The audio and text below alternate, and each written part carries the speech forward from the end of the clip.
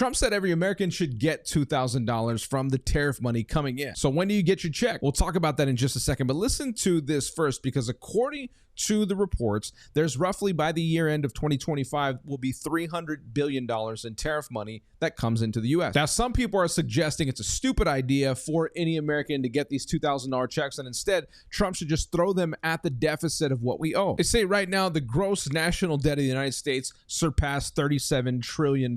So even if he took the $300 billion in tariff money, lacking $700 billion remaining to even hit $1 trillion, that shows you that it would make no dent whatsoever. But do you ever actually stop and ask yourself, where does this $38 trillion come from that we're talking about? We're told it's the full faith and credit of the United States, and it sounds impressive until you find out that that means it's actually backed by nothing but debt and trust. So that means every single dollar that you've ever had in your life starts off as a loan. The Treasury borrows it. The Federal Reserve then types the numbers into existence, and I'm not kidding. Then poof, brand new money created not out of gold, but out of thin air with a promise that's going to get paid back with interest. And when Washington spends more than it collects, because politicians do this all the time, they don't really work on behalf of their so-called constituents. They make decisions that the American people never agreed upon to spend on things that we never agreed upon. Then they create, when they don't have the money to pay for it, they create what's called IOUs, which are called treasury bonds. So banks, funds, and even foreign nations trade their own piles of dollars for these IOUs dished out by the American government. Those dollars didn't come from savings. They were created by someone else's loan even before that. So it's basically debt stacked on debt, stacked on debt. And so here's the kicker in this whole thing. The government can never actually pay it all back. If it did, the dollar would disappear completely. And that's because the money is debt.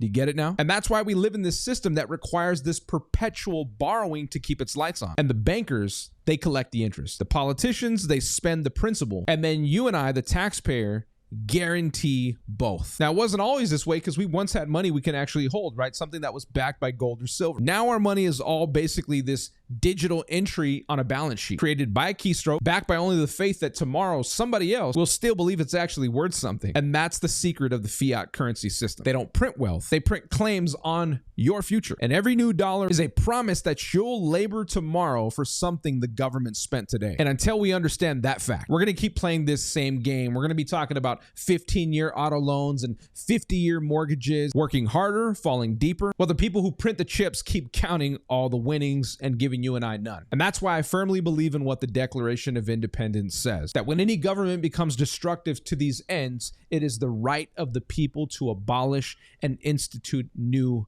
government. So whether left or right, I believe that now in the day and age that we live in, this truly is the only way to turn this ship around. Until then, enjoy the show.